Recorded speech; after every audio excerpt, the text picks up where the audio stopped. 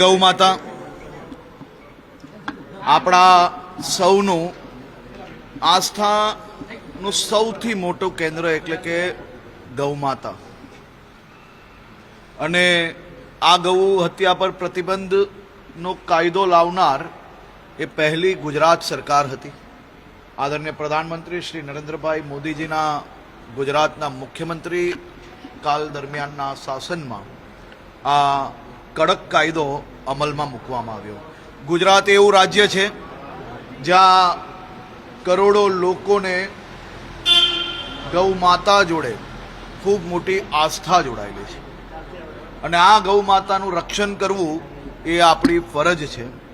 આ ભૂપેન્દ્રભાઈ પટેલની સરકાર એ ગૌ હત્યારાઓને એક પછી એક પકડવાનું જ નહીં, માત્ર આ ગૌ હત્યારાઓને માત્ર એમના કેસ કરીને જામીન પ્રાપ્ત થઈ જાય એટલું જ નહીં, એ કેસ કર્યા પછી ડે ટુ ડે ફોલોઅપ કરીને આવા ગૌ હત્યારાઓને સજા અપાવવામાં સફળતા પ્રાપ્ત કરીએ છીએ। ગુજરાતમાં આ મહિને આ ત્રીજો ચુકાદો છે।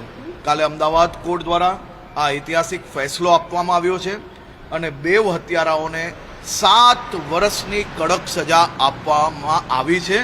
ગુજરાત સરકાર, પોલીસ વિભાગ અને કાયદો વિભાગ આ બધાને હું અભિનંદન આપું છું। એક પછી એક આ તમામ ગૌ હત્યારાઓને સજા અપાવવામાં સફળતા પ્રાપ્ત કરીશું।